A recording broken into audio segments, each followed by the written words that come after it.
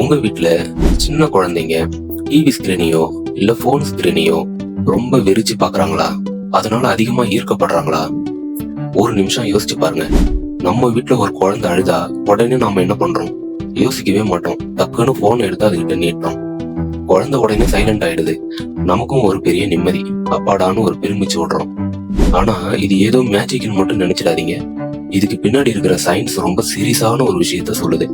பிறந்ததுல இருந்து 2 வயசு வரைக்கும் இருக்கிற அந்த ஆரம்ப காலத்துல குழந்தையுடைய மூளை ஒரு நாளைக்கு சுமார் 10 லட்சம் நரம்பு இணைப்புகளை உருவாக்குதான். இது சும்மா நம்பர் இல்ல, இதான் அந்த பாப்பாவுடைய முழு வாழ்க்கைக்குமான அஸ்திவாரம். அவங்க எப்படி பேசுவாங்க, அவங்களுடைய உணர்ச்சிகள் எப்படி இருக்கும், ஞாபக சக்தி எவ்வளவு இருக்கும், இது எல்லாத்தையும் அந்த 2 வயசுக்குள்ளேயே மூளை தீர்மானம் பண்ணிடுது. இந்த டைம்ல குழந்தைக்கு நிஜ மனுஷங்களுடைய தொடர்பு தான் ரொம்ப முக்கியம். அம்மாவுடைய முகம், அப்பாவுடைய குரல், நம்ம தொடுதல், நம்மளுடைய கண்ணை பார்த்து அவங்க சிரிக்கிறது, இதெல்லாம் வச்சுதான் அந்த மூளை டேட்டா எடுக்குது. ஆனா நம்ம கொடுக்குற இந்த ஸ்கிரீன் என்ன பண்ணுது தெரியுமா? அது ஒரு ஓவர்லோடு தான் கொடுக்குது. ஒரு சின்ன பல்பு எரிய வைக்க வேண்டிய இடத்துல ஒரு பெரிய டிரான்ஸ்பார்மரை கனெக்ட் பண்ணா என்ன ஆகும்? அதுதான் அங்க நடக்குது. வேக வேகமா மாறுற காட்சிகள், பளபளக்கிற கலர்ஸ், இதையெல்லாம் அந்த பிஞ்சு மூளையால தாங்கிக்கவே முடியாது. அதனாலதான் குழந்தை அப்படியே உறைஞ்சி போய் அந்த போனையே பார்க்கும். நாம என்ன நினைக்கிறோம்னா எவ்வளவு சமத்தா அமைதியா பாக்குது அப்படின்னு. ஆனா உண்மை அது இல்ல. அது ஒரு மாதிரி ஷாக் ஆகி வெறிச்சுதான் பாக்குது. கொஞ்சம் யோசிச்சு பாருங்க. இப்ப இருக்கிற நிறைய குழந்தைங்களுக்கு ஏன் பேச்சு வர ரொம்ப லேட் ஆகுது? அதுக்கு பல காரணங்கள் இருந்தாலும் குழந்தைகிட்ட பேரண்ட்ஸோட இன்டராக்ஷன் குறைவா இருக்கிறது ஒரு முக்கியமான காரணமா இருக்குது. போனுங்கிறது ஒரு ஒன் வே கம்யூனிகேஷன். அது பேசும், குழந்தை கேட்கும், அவ்வளவுதான். ஆனா குழந்தைக்கு தேவை ஒரு உரையாடல். குழந்தை ஒரு சத்தம் போட்டா நாம அதுக்கு பதிலுக்கு ஏதாச்சும் பேசணும். ஊன்னு அது சொல்லும் போது நாம என்ன தங்கம் வேணும் அப்படின்னு கேக்குறோம்ல, அந்த லூப்ல தான் மூளை வளரும். இத சர்வ் அண்ட் ரிட்டர்ன் அப்படின்னு சொல்றாங்க. ஸ்கிரீன்ல இந்த ரிட்டர்ன் கிடையாது. அதனாலதான் 18 மாசம் வரைக்கும் வீடியோ கால் தவிர மத்த எதையும் காட்டவே கூடாதுன்னு டாக்டர் ஸ்ட்ரிக்டா சொல்றாங்க. இன்னொரு முக்கியமான விஷயம், ஏன் குழந்தைங்க போனுக்கு இவ்வளவு சீக்கிரம் அடிமையாகிறாங்க? அது அவங்க தப்பு இல்லைங்க. மனுஷ மூளை இயற்கையாகவே புதுசான விஷயங்கள், அசைவுகள் மேல ஒரு ஈர்ப்போட தான் இருக்கும். ஸ்கிரீன்ஸ் இதெல்லாம் ஓவரா கொடுக்கறதுனால மூளையில டோபமைன் அதிகமாகி ஒருவித போதை மாதிரி ஆகிடுது. இப்போ இதனால என்ன பிரச்சனை வரும்னு கேப்பீங்க. நிஜ உலகம் எப்பவும் கொஞ்சம் மெதுவா தான் இருக்கும். அம்மா பேசுறது, அப்பா ஒரு பொம்மையை வச்சு விளையாடி காட்டுறது எல்லாம் நிதானமா தான் நடக்கும்.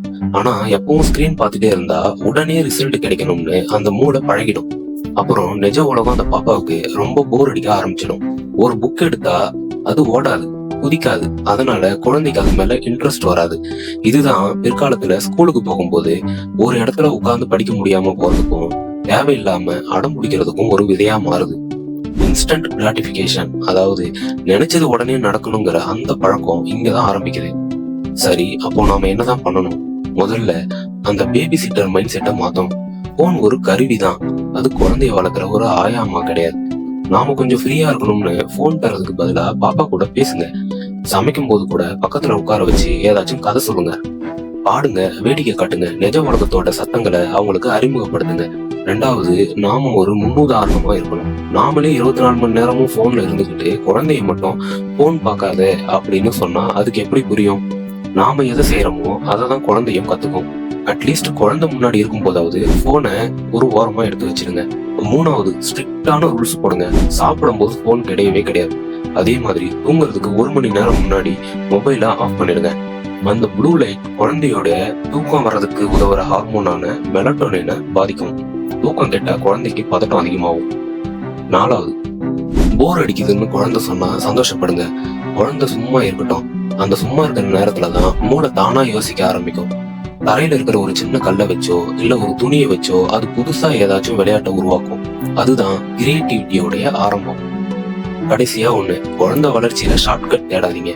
ஸ்கிரீன் ஒரு ஈஸியான வழி மாதிரி தோணும், ஆனா பின்னாடி அதுக்கு நாம பெரிய விலை கொடுக்க வேண்டி வரும். உங்களுடைய முகம், குரல், உங்களுடைய அன்பு, இதுதான் அந்த குழந்தைக்கு இருக்கிற உண்மையான ஹை டெஃபினிஷன் கண்டென்ட்.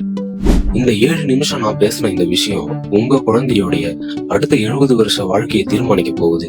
அதனால யோசிச்சு முடிவெடுங்க. கண்ட்ரோல் நம்ம கையில தான் இருக்குது.